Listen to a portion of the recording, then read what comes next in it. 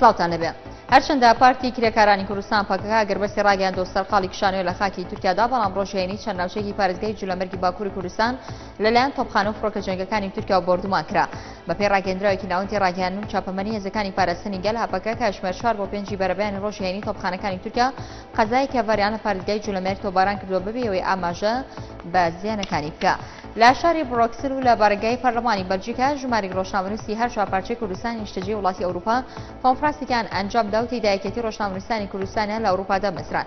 ئاژانسی فرادنویس وڵاوی کردەوە کۆنفرانسەکە لەلایەن دەستپێشخەری ڕۆژنامەنووسانی کورد و باوکاری ئەنیستیتۆی کورد لە بڕۆکسل و پەرلەمانی بەلجیکا ڕێکخراوە و دەیان ڕۆژنامەوانی کوردی پارچەکانی کوردستان کە لە ئەوروپا نیشتەجە بەشداریان کردووە کە نوێنەرایەتی چەندین دەستگا و کەناڵی ڕاگەیاندنیان دەکرد. بەرەی عێراقیە بۆ دیالۆگی نیشتیمانی هەڕەشەی لێپرسینەوە لەگەڵ سەرۆکی حکوومەت کرد ئەگەر فەرماندەکانی ئاسایش ئامادەی دانیشتنی ئاسایی پەرلەمان بن. وتیشی بەردەوامبوونی خوێنڕشتنی هاوڵاتیان بەبێ لێپێچینەوە لەگەڵ بەرپرسی ڕاستەوخۆی دۆسی ئەمنی وا دەکا پەرلەمان شەرعەتی خۆی لەدەست بدا. لە بەیاننامەیەکدا حەیدەر مولا ڕاشی گەیاندووە پێویستە پەرلەمانی عێراق بەرپرسیارەتی خۆی وەک چاودێرێک بگرێتە سەر و لێپرسینەوە لەگەڵ فەرماندە ئەمنیەکاندا بکات، بە تایبەتیش لە دوای خەسابخانێکی قەزای حاوێجە و ئەو تەقینەوە خوێنیاری کە لە پارێزگاکانی بەغدا و دیالە و چەند پارێزگایەکی تری کردە ئاماج. کوتەی ئەحراری سەر بەڕەوتی سەدر ئاشکرای کردووە کە نزیکەی 4000 ئەفسەر کە ژمارەیەکیان پۆستی باڵایان لە وەزارەتی ناوخۆ هەیە یاسایدا دوو لێپرسینەوە دانگرێتەوە تا ئێستاش هیچ ڕێشوێنێک بەرامبەریان نەگیراوتە بەر. ئەمڕۆ لە بەیاننامەیەکدا خاتووی ئیقبال غورابی ڕایگەیاندمانەوەی ئەو ئەفسەرانە لە پۆستە باڵەکانیان هۆکاری کە بۆ تێکچوونی ڕەوشی ئاسایش لە عێراقدا و ئەوباڵی و بارودۆخە مەترسیدارەشی خستە سەر نووری مالکی فەرماندەی گشتی هێزە چەکدارەکان.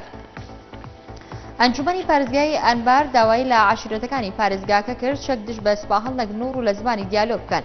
هۆشداریشیدا کە چەند لایەنێک هەوڵی تێوەگرانی پارێزگاکە لە ململانەکانی سووریا دەدەن.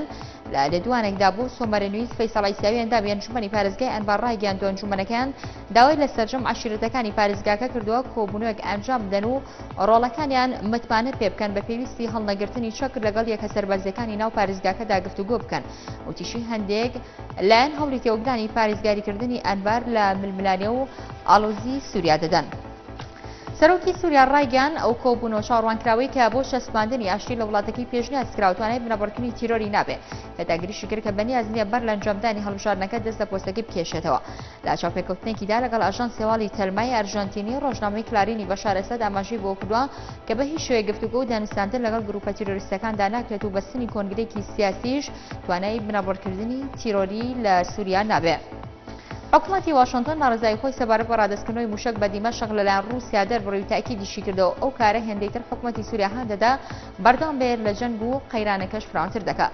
لە کۆنفرانسێکی ڕۆژنامەوانیدا لەگەڵ جاک هیگل وەرزیری بەرگری ئەمریکا و مارتن دیبیسی سەرۆکی دەستەی سوپاسەلاری هاوبەش لە سوپای ئەمریکا ڕایگەیاند پڕچەکردنی ڕژێمی بەشار ئەسەد بە موشکی نوێ و پێشکەوتوو لەلایەن مۆسکۆوە چارەسەری سیاسیانەی خەیرانێکی ئەو وڵاتە دواتر دەخە و ژمارەی قوربانیەکانی زیاتر دەکات و نیگەرانی و ناڕزایی حکوومەتی واشنگتنیش بەو کارە ڕاگەیاند. کورتێک لە هەواڵەکانتان پێشکەشکرا شاد بن.